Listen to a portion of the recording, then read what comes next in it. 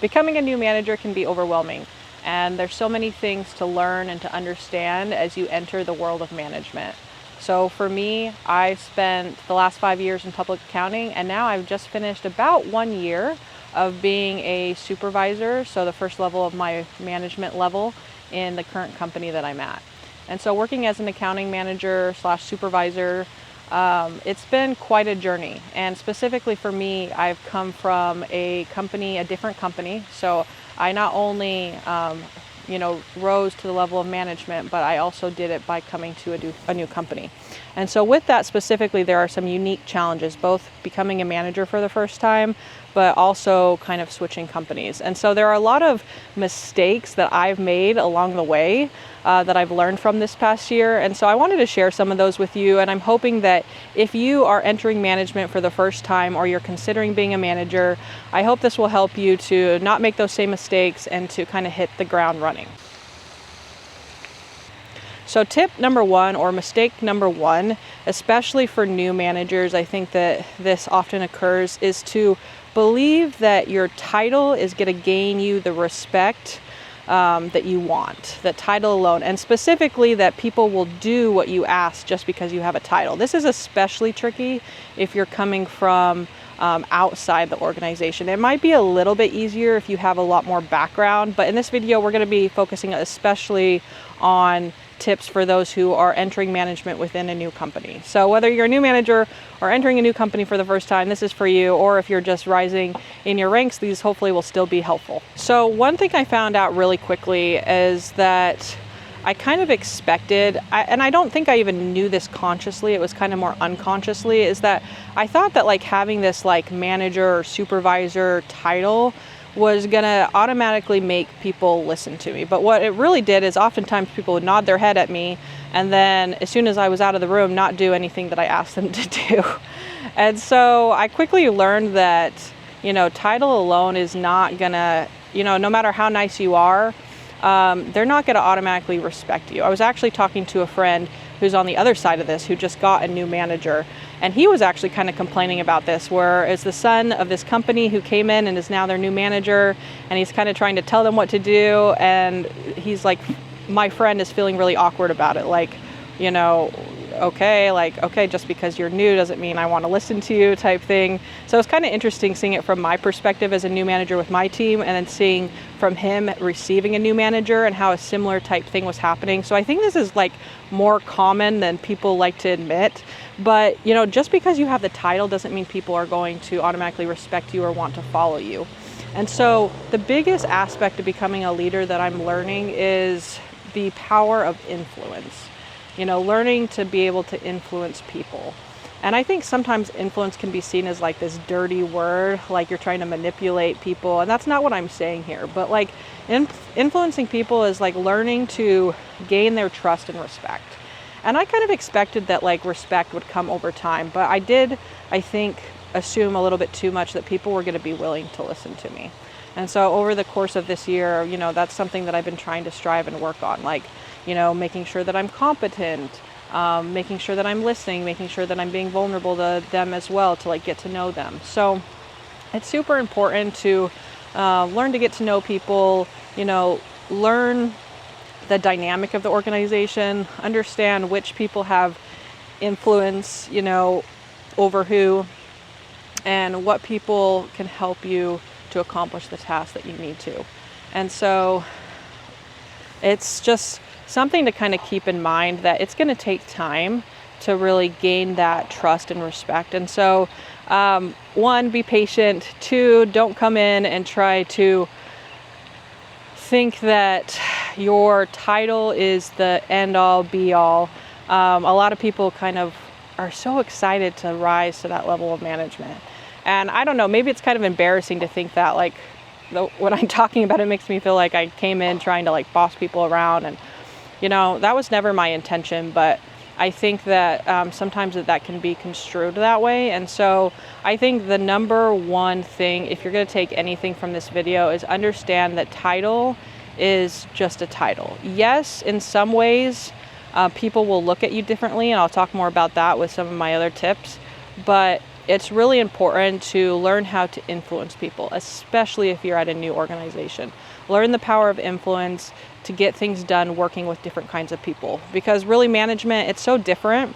You're not in the details anymore. I think that's one of the biggest things that's been a little bit hard, is to be able to be a little bit more hands off, but to understand that your job is more about influencing and managing people and helping get the right work done to move the goals along of a business. Never try to change anything right as soon as you get there. I think that too many people fall into this trap where they get so excited, they're at a new job, they have all these great ideas from some other job that they were at, and so they come in with all these bright ideas. And people don't really love change, so that's one issue with that. So like one of the fastest ways to make enemies at work from a new job is trying to change things way too soon, because people don't like change. Second of all, oftentimes there might be a reason why the things that they were doing were done that way. And oftentimes it takes quite a long time to really get to know a new job and a new company. And so in your first couple weeks and couple months, I'd strongly recommend not to do that. I think I thought I understood this when I first started my position. And so I did wait a little bit to change stuff, but I did start to come up with ideas too soon, and that definitely backfired a bit. I know people weren't super happy, and I did get told actually at one point specifically that I was trying to change things before I fully understood what was going on. So definitely don't recommend that. If you can, wait as long as possible to make any changes, to really understand the organization, understand the key players, understand the people who have influence that can help you do what needs to be done. And then once you truly understand things, that's when you can slowly make some of those changes, once you've built up that trust factor.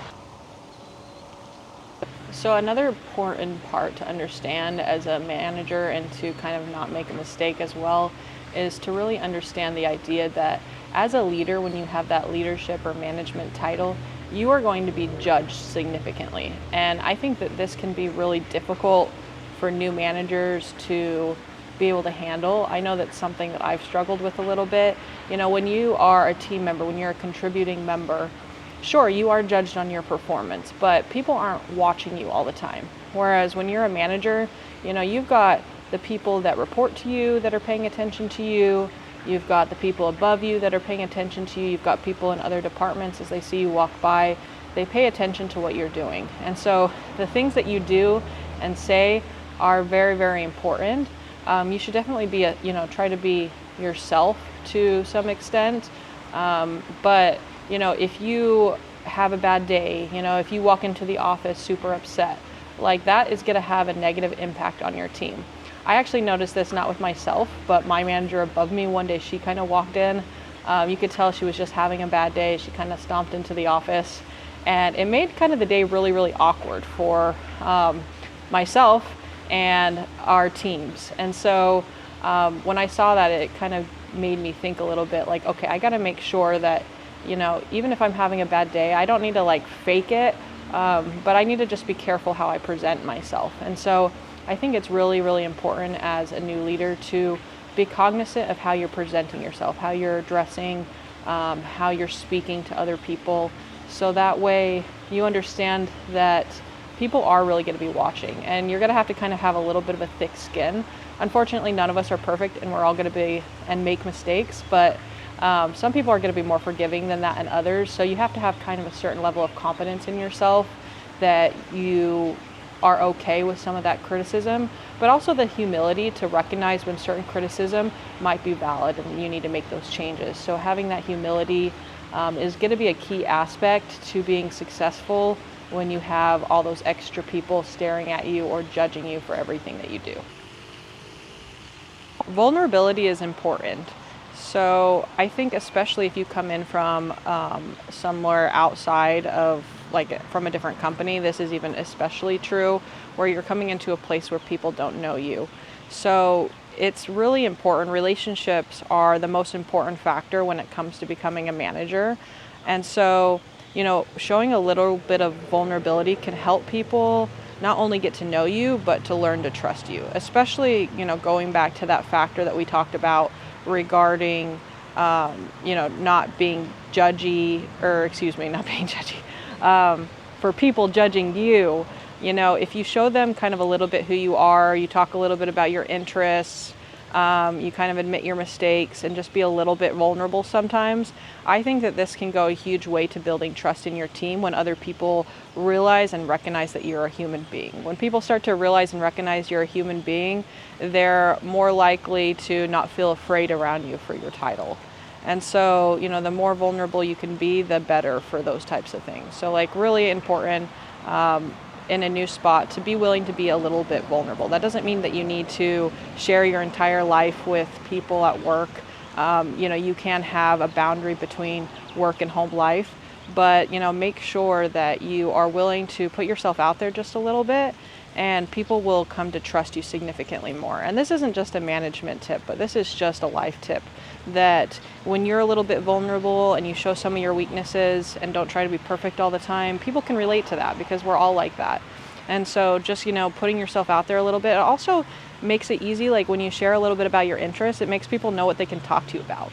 If you never talk about yourself, people don't really know what to say or what to ask you about when they see you. And so just giving them a little bit of information that you choose to provide can go a long way to build relationships. And then one important thing to understand is about a manager is another way to build that trust is to solve their problems. And what do I mean about this? Well, I think sometimes people think a manager's job is to come in and to supervise people, make sure they're doing their work, assign tasks. And sometimes that is the case. But especially as a new manager coming in, especially if you're coming in from a different organization, it's extremely important to find ways to solve people's problems, right? If someone is really stressed because they have too many tasks on their plate, if you can find a way to relieve them of that task, delegate it to someone else, they'll be extremely happy for you for that. I had an experience with a teammate who was having that problem where they felt like everything was on their shoulders. And so I kind of evaluated it and I found a way to relieve that by assigning that task to someone else. And it made her feel like she had a significantly less burden. And she immediately trusted me a lot more after that. And she was willing to be super helpful with me. And so that was kind of a powerful lesson to kind of figure out ways to solve people's problems. Like the more that you get to know people and build connections with others, you might find ways to, when people have questions, to know how to answer their questions. Rather than focusing so much on those individual tasks, detailed tasks that you might be used to as a contributing member versus a manager, your job is to help solve the bigger problems, whether that be the bigger problems of your business, but also the bigger problems of your team. And so one of the quickest ways to build trust and to be a good manager is to develop the relationships, to develop the understanding to help solve people's problems. It doesn't mean that, you need to figure out everything for a teammate. People want to have autonomy. They want to figure out certain things. They shouldn't be coming to you with every little question that comes up with their work. That's not what I mean. But if you can help them make their lives easier, then that is one of the best ways that you can build trust with your team and be that good manager, that you can be that buffer room for someone else. That also goes into if you are a middle manager, which I guess in my case, that's somewhat what I am. I have, people above me obviously as well. And so being able to kind of create a buffer, if there are, a lot of tasks or requests coming up from up top, being able to not pass on that stress to my team as much as possible is also really helpful with that. That can be helpful for them too, if I can kind of be able to mitigate and manage the people above me to help the people below me. So again, one way to become an awesome manager is to build that trust by really teaching, helping people to, yes, help themselves, but also being able to help people solve the bigger problems that they're not able to solve to make their lives easier.